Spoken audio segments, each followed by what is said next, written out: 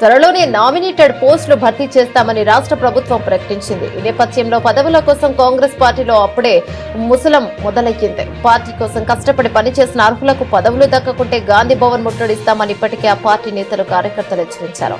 తాజాగా నాకు నామినేటెడ్ పదవి ఇవ్వకుంటే గాంధీ భవన్ మెట్ల మీద ధర్నా చేస్తానని మహిళా కాంగ్రెస్ అధ్యక్షురాలు సునీతారావు హెచ్చరించారు.